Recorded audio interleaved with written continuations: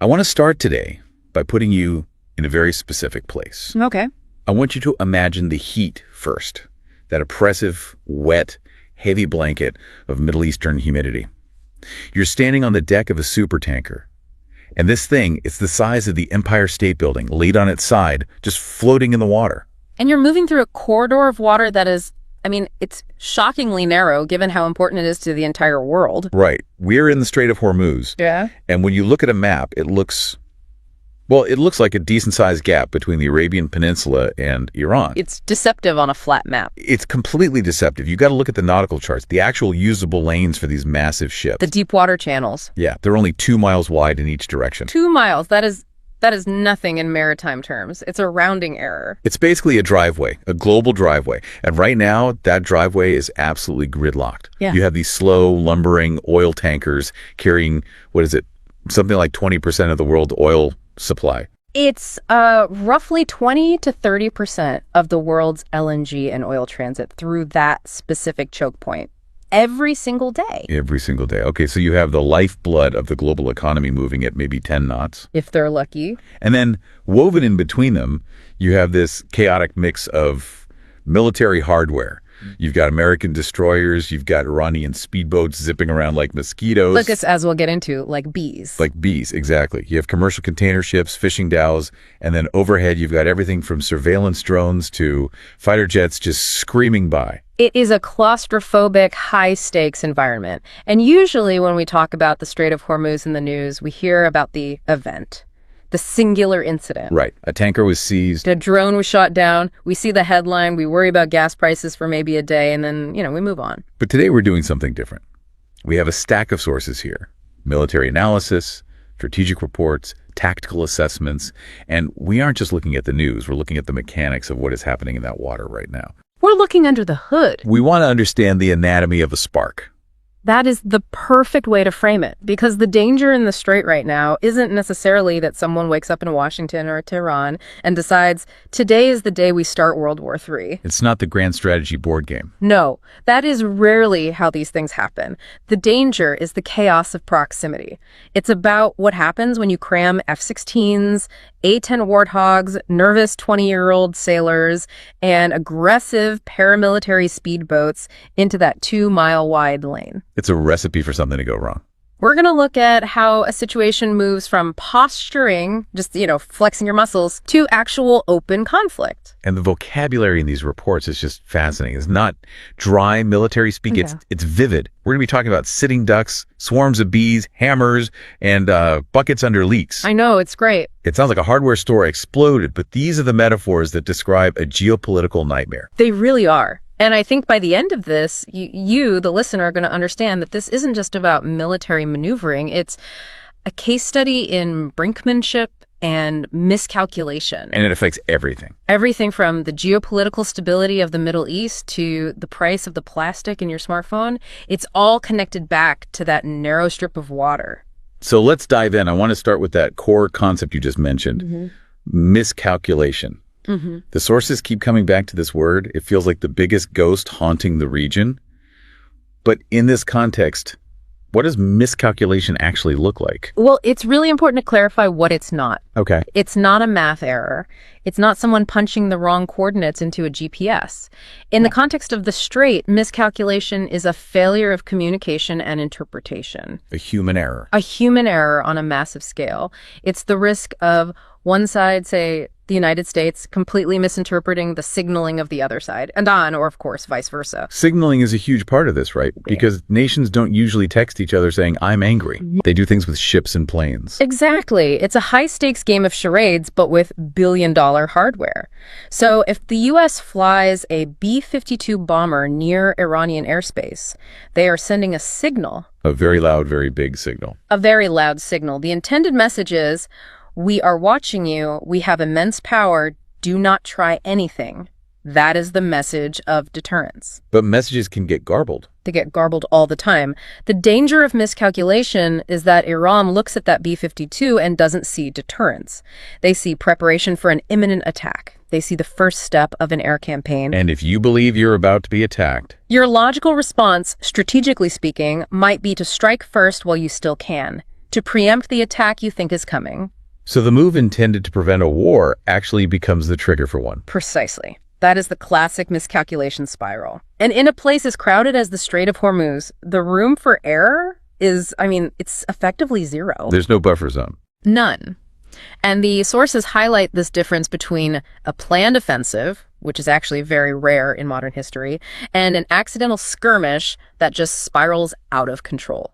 Let's unpack that word skirmish, because in history class, a skirmish sounds minor. It sounds like a scuffle in a parking lot. Oh, there was a border skirmish. It sounds manageable. In a history book, sure. A skirmish is a minor fight, a brief exchange of fire, but context is everything. Right. If two fishing boats have a skirmish over a net in the middle of the Pacific, it's an insurance claim and maybe a legal issue. Right. It's a local story. It's a local story. But if you have a skirmish in the Strait of Hormuz right now with the tensions this high, that is a flashpoint. The tinderbox scenario. It is a tinderbox saturated with gasoline. A minor skirmish, maybe a warning shot that hits a hole by mistake or a drone that gets shot down by a nervous gunner, isn't just a small fight. It is the spark. And once that spark is lit, the escalation ladder kicks in. And that's a concept people need to understand.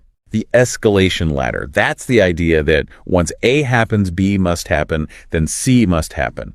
It's like falling up the stairs. It's a great way to put it. You lose control of the timeline. You lose agency. If an American ship is fired upon and a sailor is wounded, the U.S. political leadership, well, they have to respond to maintain credibility on the world stage. They can't just ignore it. They can't. But if they respond by, say, sinking the Iranian boat that fired, well, now Tehran has to respond to maintain their internal standing and their own credibility. Where they look weak. Exactly. And suddenly you are in a war that nobody wanted on Tuesday morning, but by Friday afternoon, it's happening. And no one can quite remember how to stop it.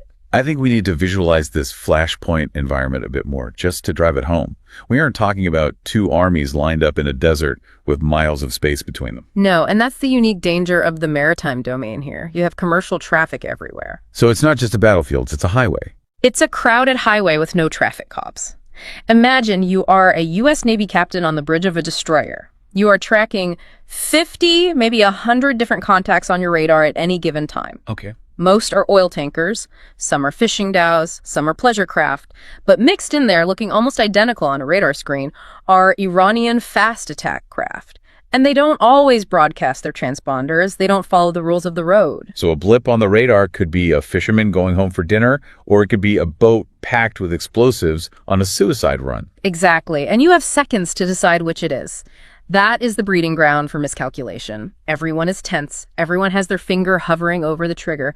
A radar glitch, a misunderstood radio hail in a different language, a boat that turns a little too sharply. That's all it takes. It's an accident waiting to happen. It's a system designed for accidents. Okay, so speaking of the hardware involved in this standoff, this is where the research really grabbed me. The U.S. has been deploying some very specific, very heavy firepower to the region recently to try and stop these ship seizures. A very deliberate show of force. The reports mention F-16s, which makes sense to me. Fast, multi-role fighters. Yeah. But they also mention the A-10 Warhog. Yes. The A-10 deployment it's fascinating.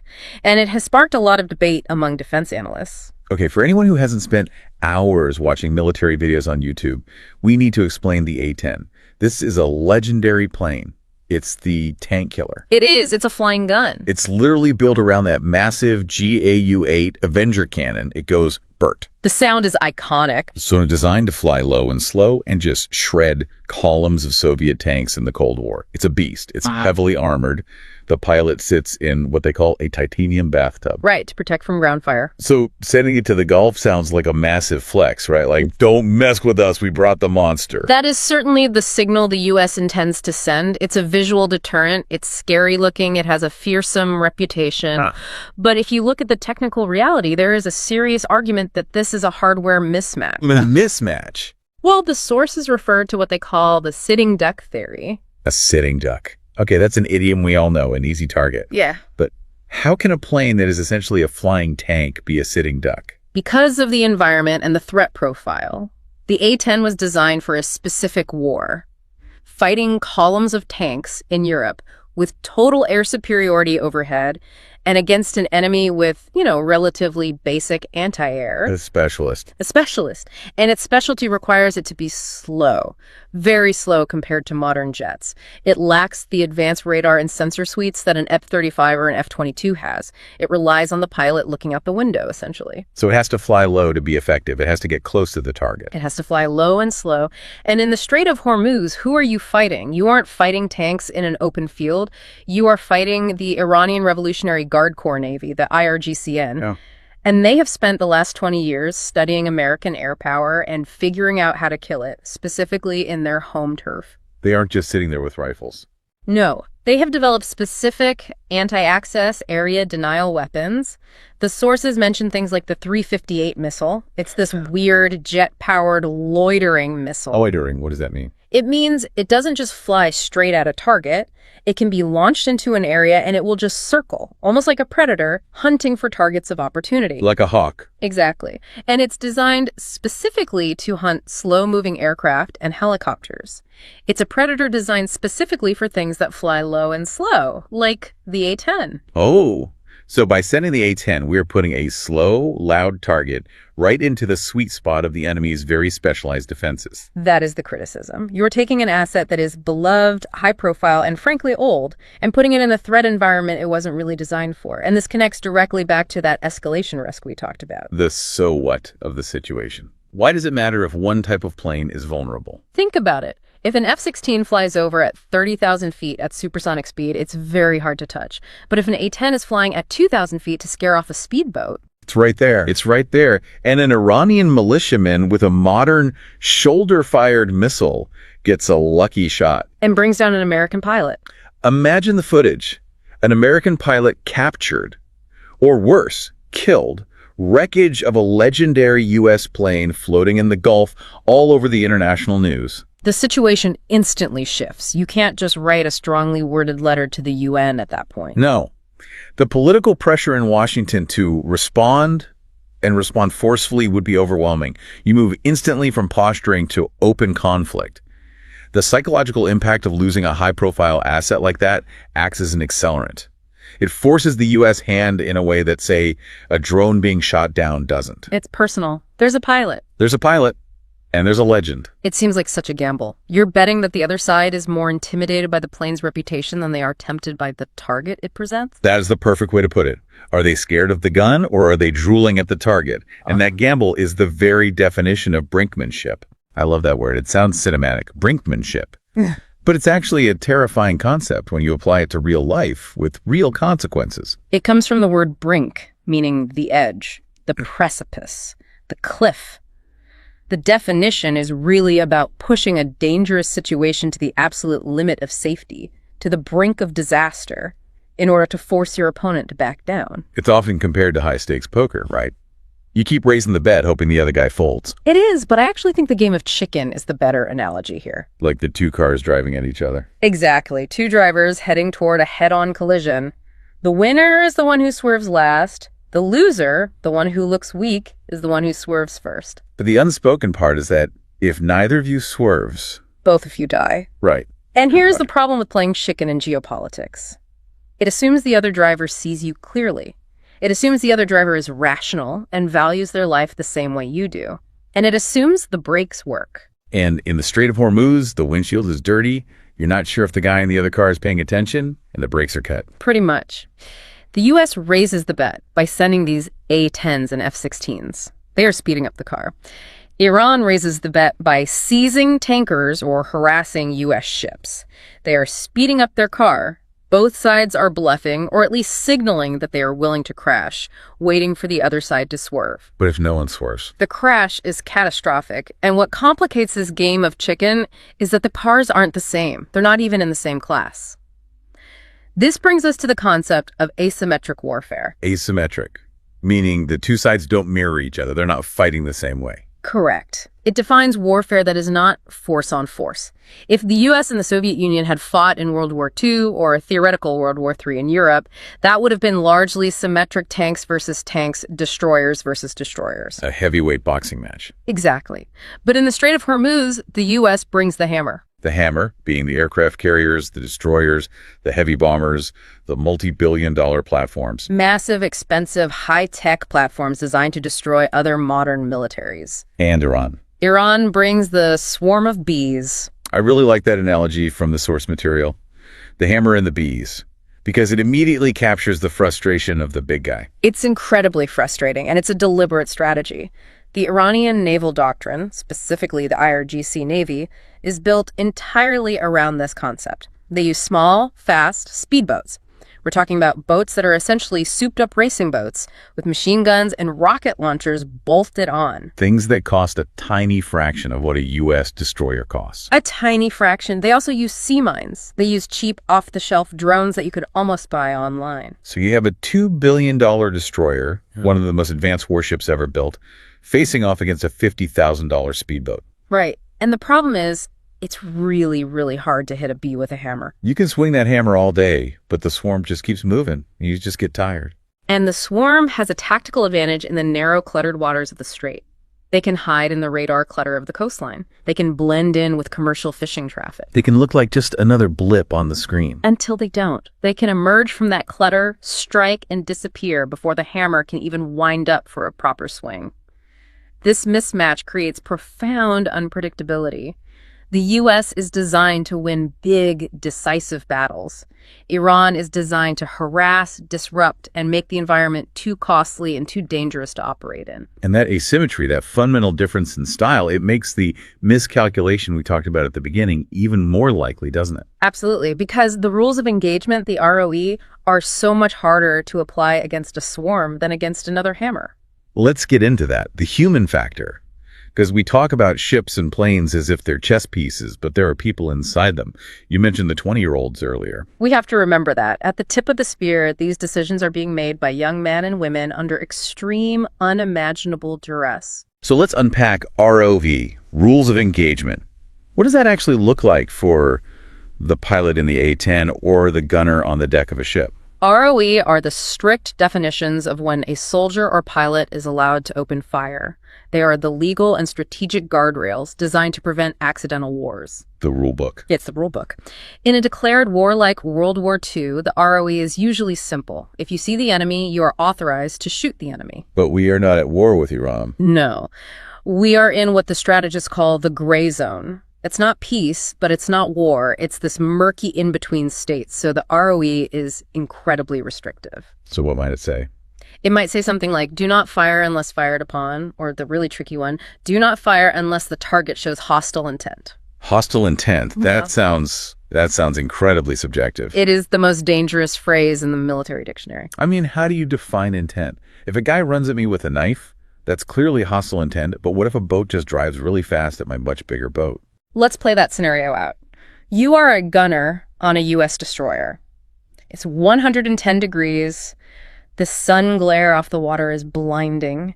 You see a cluster of 4 IRGC speedboats coming off the Iranian coast. They're moving fast 40 knots, and they are heading straight for you. Okay, my heart rate is going up just thinking about it. Are they attacking, or are they just posturing? Are they just playing chicken to see if you'll flinch?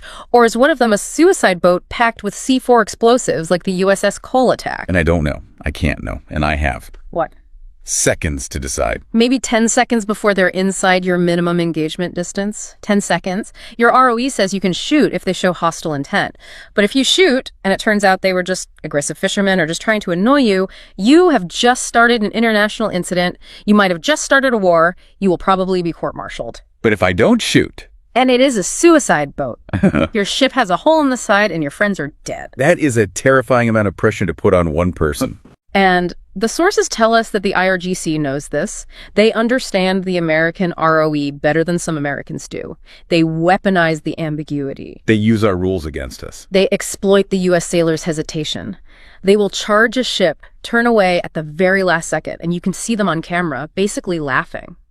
They are testing the reaction time. They are probing the ROE. They're trying to find the line. They're playing with fire, knowing someone else will get burned. They are. And every single time they do it, the chance of a mistake, a nervous gunner pulling the trigger a second too early, or a captain making the wrong judgment call, it goes up and up and up. That is the anatomy of a spark. And it's not just the direct combatants who are sweating this out. We have to talk about the bystanders, the regional allies. Right. The neighbors who have a front row seat. The UAE, Saudi Arabia, Bahrain, Qatar, they are all sitting right there on the coast looking across the water at Iran. And they are, to put it mildly, terrified of being caught in the crossfire. Which has a literal meaning and a metaphorical meaning here. Literally, yes, absolutely. If missiles start flying across the Gulf, they are geographically in the middle. Their cities, their ports, their oil terminals, their desalination plants, which provide all their drinking water, are all within easy range of Iranian missiles and drones. They would be the first casualties.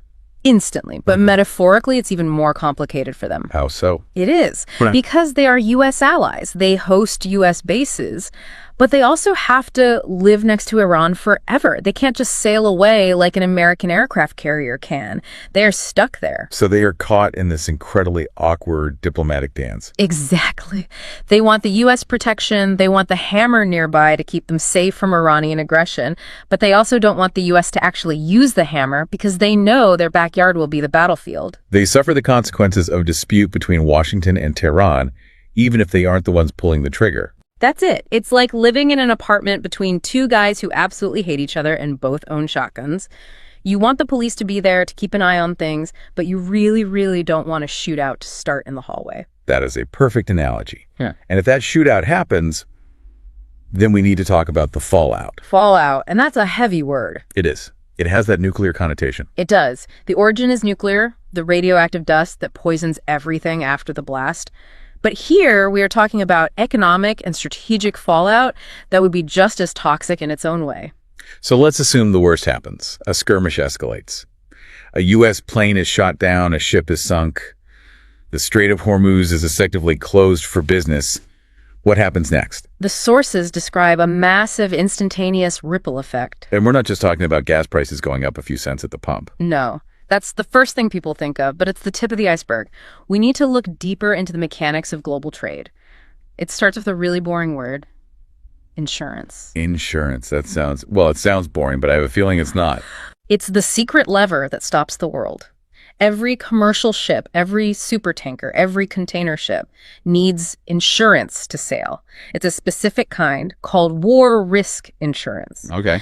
The moment shots are fired in anger in the Strait of Hormuz, the actuaries in London, at places like Lloyd's of London, they look at their risk map and they turn that entire region bright red. And the premiums skyrocket. They don't just go up, they can become prohibitive. It might cost millions of dollars in cash up front just to insure a single voyage through the strait. And the shipping companies can't afford that. Or they decide the risk to their crew and their vessel isn't worth it at any price. They just say no. They stop the ships, they divert them, they anchor them. So the strait doesn't even need to be physically blocked by sunken ships. It gets blocked by math, by risk calculation. Exactly. The flow of oil stops because it's too expensive and too dangerous to move it, and then the dominoes fall fast. Let's trace those dominoes. Okay, so 20 to 30% of the world's seaborne oil stops moving. That creates an immediate energy crisis. The price of crude oil could double or triple overnight. Which hits the pump, obviously, for everyone. Yes, but think about who is most reliant on that oil. It's not actually the U.S. as much anymore. We produce a lot of our own energy now. It's Asia. China, Japan, South Korea, India. Their economies run on Persian Gulf oil. It is their lifeblood. If that tap turns off, their factories start to shut down within weeks. And if Chinese factories shut down? The global supply chain breaks, not slows down, it breaks. You can't get the parts to build cars in Germany. You can't get the microchips for phones built in Vietnam. You can't get the plastic pellets needed to make medical devices in the United States. Everything just stops. Everything slows to a crawl. Inflation spikes globally. Stock markets crash. We are talking about a global recession, a severe one, triggered by a few days of fighting in a strip of water the size of a driveway. That is the why it matters. It's not just about a pilot and a boat captain having a bad day. It's about the fundamental stability of the entire modern world. That is why the stakes of miscalculation are so high, and that is why the U.S. is so desperate to keep the strait open, even when it wants to focus its attention elsewhere. But this leads to the big strategic question, the one that hangs over all of this analysis. If the risks are this high, the A-10s are vulnerable, the asymmetry favors the swarm, the economic fallout is catastrophic, why are we doing this? Why is the U.S. continuing to pour hardware into the region? That is the strategic trap. The analysts in these sources almost uniformly describe the situation as a quagmire. A quagmire. That's a word that got used a lot during Vietnam and more recently. Iraq and Afghanistan. For good reason. Literally, a quagmire is a soft bog or a swamp. If you walk into it, you get stuck. Your boots get sucked in. But the key characteristic of a quagmire isn't just that you get stuck. It's that the more you struggle to get out, the deeper you sink. That is a haunting image for foreign policy. It fits perfectly here. Think about the last 3 U.S. presidents. Obama, Trump, Biden. They all, in their own different ways, wanted to pivot away from the Middle East. Right. We've heard that for over a decade. The pivot to Asia. Focus on China. Focus on Russia. Get out of the sandbox. That's the stated goal. But the Middle East remains a quagmire. Every time the U.S. tries to pull a foot out, a threat emerges, like these Iranian ship seizures, that forces them to put their foot right back in, maybe even deeper than before. They can't leave because the global economy depends on that oil flowing. They can't. So they send forces back in. They struggle, and they sink deeper into the commitments and the conflicts of the region. So this new deployment of the F-16s and A-10s, is that a winning strategy? Or is it just flailing in the swamp? The sources are pretty critical. They tend to describe it as a stopgap measure. Stopgap. A temporary fix, a patch. The analogy that one report used, which I thought was perfect, is putting a bucket under a leak instead of fixing the roof. Okay, let's visualize that. You have a leaky roof. That's the fundamental geopolitical instability, the lack of a diplomatic solution with Iran, the ongoing tensions. That's a core problem. The water is dripping on your living room floor. That's the ship seizures and the harassment in the strait. So you send the A-10s, that's the bucket. You put it under the drip, it catches the water, it stops the immediate mess on the floor, and for a little while, it looks like you've solved the problem. Maybe the Iranians even back off for a few weeks because they see the planes, they see the bucket. So it works. The floor is dry. Problem solved. Briefly. But the roof is still broken. The underlying political conflict, the sanctions, the nuclear program, the regional proxy wars, none of that is solved by an A-10 warthog flying in a circle. The bucket is just dealing with a symptom. And eventually the bucket overflows. Or you run out of buckets to put under new leaks. Or worse, someone trips and the bucket gets kicked over. That's our miscalculation scenario. Sending planes solves the immediate tactical problem. Maybe. But it does not solve the systemic strategic problem. It is a temporary patch on a structural rot. And as we all know from our own homes, temporary patches have a nasty habit of failing at the worst possible moment. Especially when you are dealing with a flashpoint. A stopgap measure in a tinderbox is a very, very risky long-term plan. This has been a fascinating breakdown. We've really gone from the granular level, the sweat on the gunner's forehead, all the way up to the grand strategy and the global economy. It really shows how language shapes our understanding of conflict. When you hear these news reports, you have to look past the headlines and see the mechanics, the vocabulary underneath. Let's recap that journey, because the vocabulary really is the strategy here. It tells the whole story. It really does. It starts with the spark. That's the potential for miscalculation in a crowded flashpoint. The fear that a signal will be misread in the fog of war. Then we have the tactics, the game of brinkmanship, that high-stakes game of chicken being played on the water. The fundamental asymmetric warfare of the hammer and the bees. And within that, the specific technical risk of a legendary plane like the A-10 becoming a sitting duck for a new generation of smart, cheap missiles. From there, we see the consequences. Yeah. The potential fallout. The insurance rates spiking. The regional allies like Saudi Arabia and the UAE being caught in the crossfire.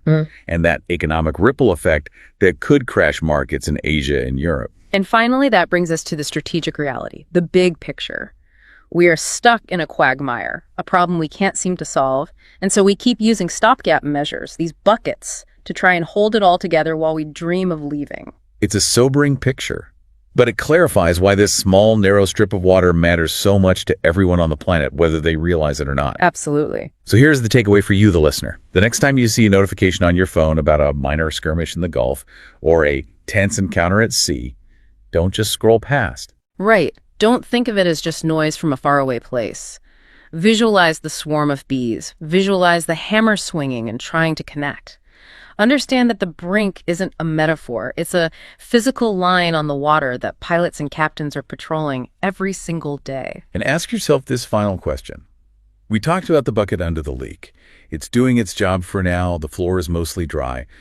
But if the current military deployment is just a stopgap, how long can that bucket hold before the roof, the geopolitical stability of the entire region, actually collapses? And maybe more importantly, in a quagmire, Does struggling to keep that bucket in place, does all that effort only make you sink deeper? That is something to think about.